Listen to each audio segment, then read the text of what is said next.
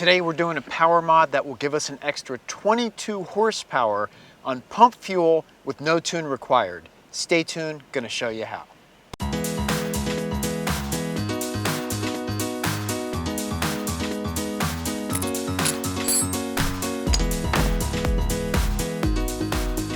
Hi, this is Mike. The channel is Mike Fyxdt. We have owned our 2019 Mustang GT Convertible for almost 1 year, and in that time we have done almost 10 mods.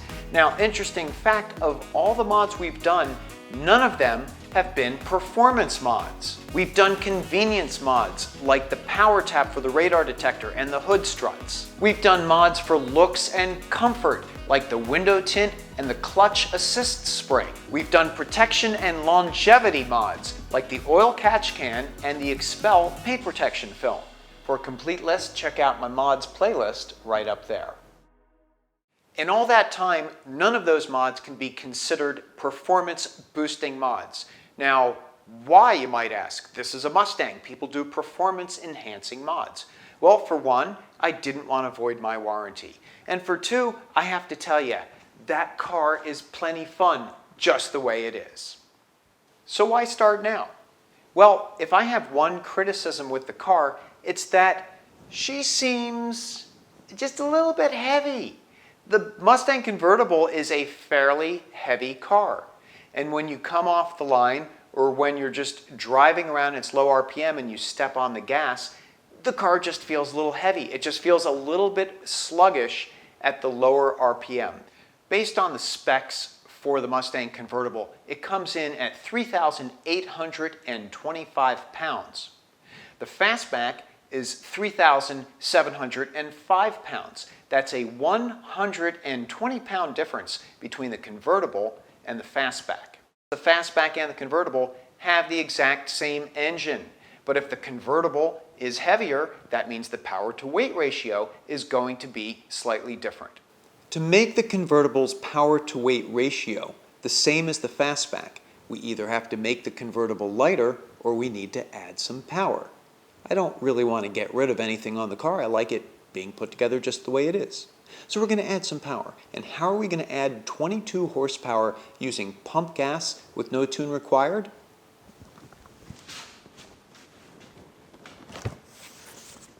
This is the K&N Performance Air Intake System Series 63. I went with K&N for a number of reasons. First is I've used their product before. I believe it's well made, and I've liked the performance increase that I got on my Honda Accord using one of their air intake systems. The second is I like their ethics. They say guaranteed horsepower, and they actually test these products and post the dyno charts on their website. So in this case, they tested a 2018 Mustang GT, and they documented a 22 horsepower increase and a 13 foot-pound increase in torque. So here's the plan. I'm going to do an unboxing so you can see what comes with the kit. I'm going to weigh the parts so we know the difference between the parts that are going in and the parts that are coming out. Then we're going to install the cold air intake on the car, take it out for a test drive, and we'll give you our impression and results based on the BUTT Dyno. The BUTT Dyno. There's an instruction packet.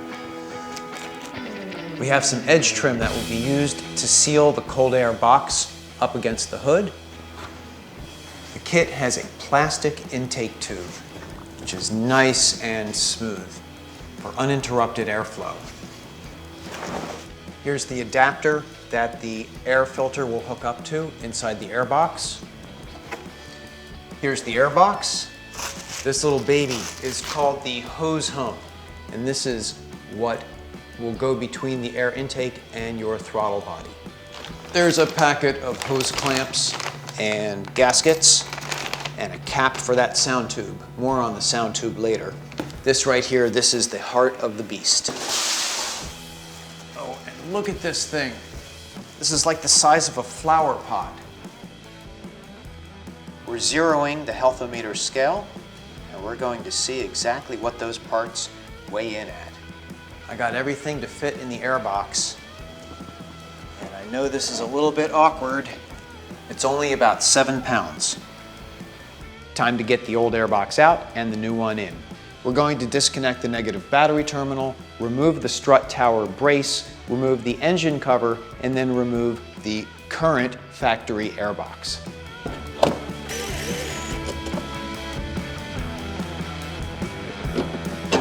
I don't know how other people seem to be able to get this off, but I can just never get it off without taking off that battery terminal.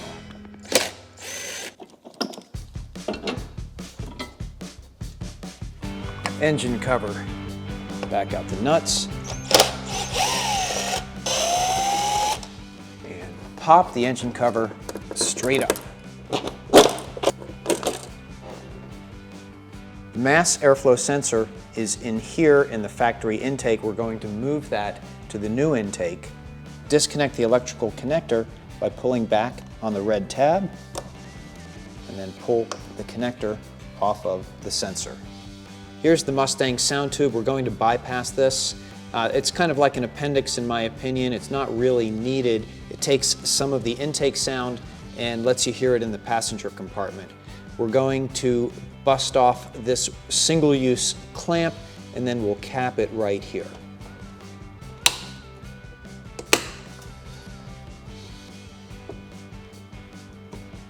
Next, we're going to remove the 2 evap fittings and we're going to loosen the hose clamp here, and there's one down here by the throttle body.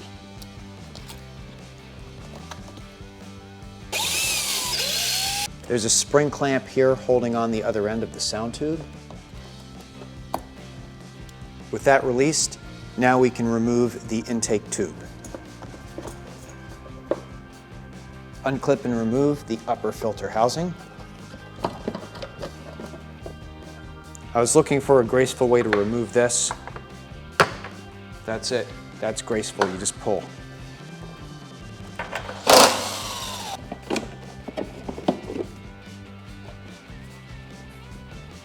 For the first time, I feel like there's some room in the engine compartment. We're going to put the supplied cap on the sound tube. And just for fun, let's weigh what we removed.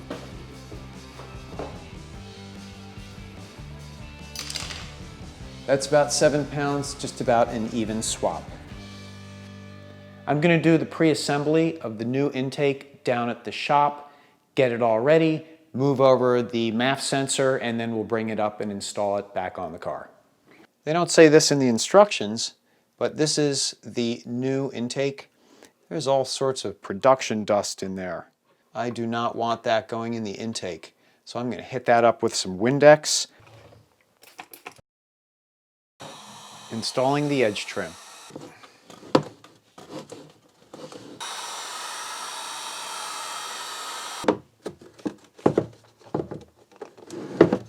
It's great to have a work surface and have a solid surface behind you to push against. Attaching the fittings. Straight one goes on the bottom and the elbow goes on the top. The instructions say go hand tight and then go 2 complete turns with a wrench.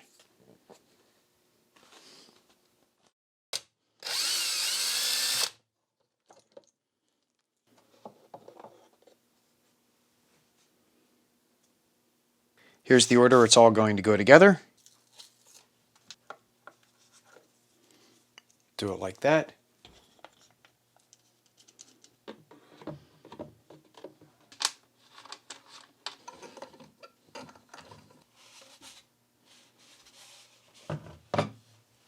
We are back at the car and we have our assembled airbox. And what we want to do is we want to put the snoot going this way toward the front of the car. And there's going to be a hole for this pin to drop into. And then there's a screw hole here where we'll fasten the airbox to the fender.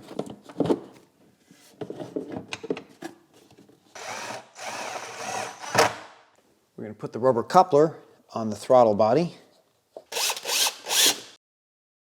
So this is the adapter that the filter will bolt onto. This gets inserted into the airbox, and then we put the gasket on the outside. With our hose clamp in place, we're going to put the air tube in line. We will finger tighten these bolts.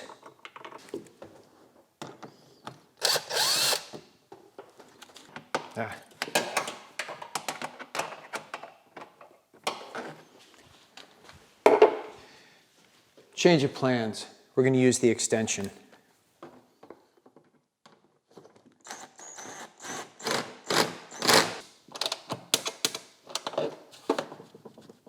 Time to reconnect the evap and crankcase vent line to the fittings.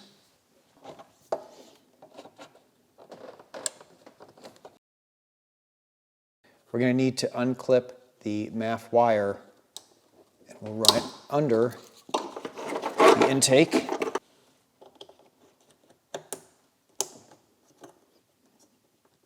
And now we can install the air filter with the seam facing down.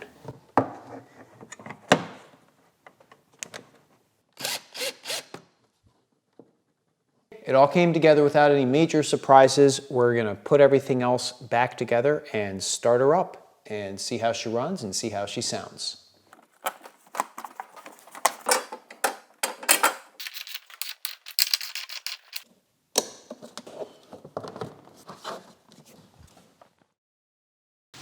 Let's see how it sounds in the various exhaust modes. I'm going to start in quiet.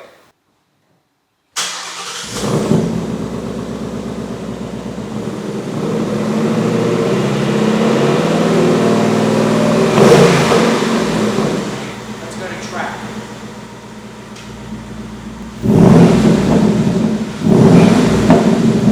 Well, I thought that went very well. The fitment on the K&N kit was very good. And right now there's only one thing left to do, and that it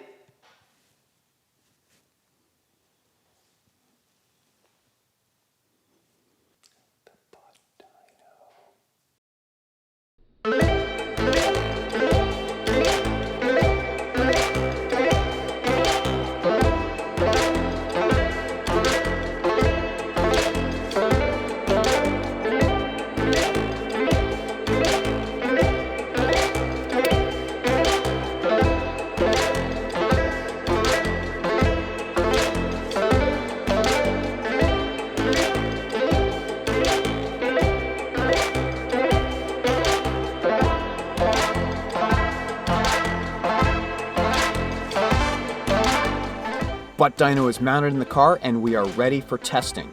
Like a dynamometer, BUTT Dyno measures acceleration forces, only using gluteal units, i.e. how hard the acceleration presses you back in your seat.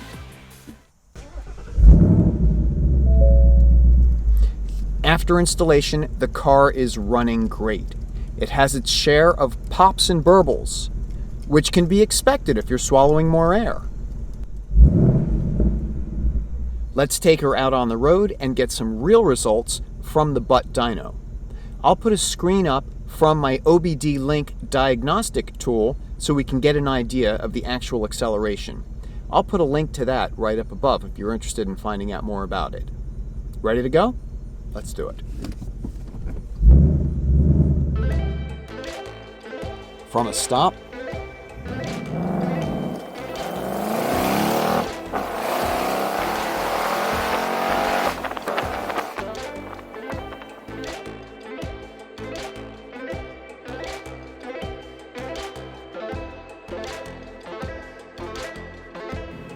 rolling pull,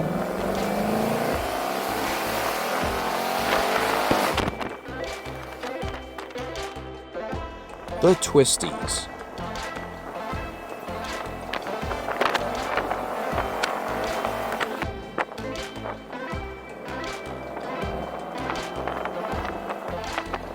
on-ramp performance,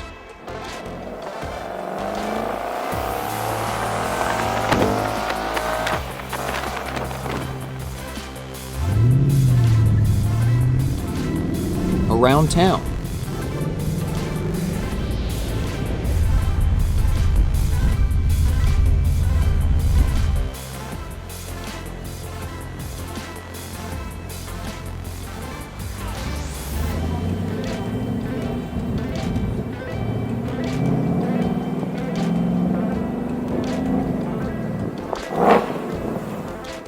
In conclusion, I'd like to recommend this K&N cold air intake kit.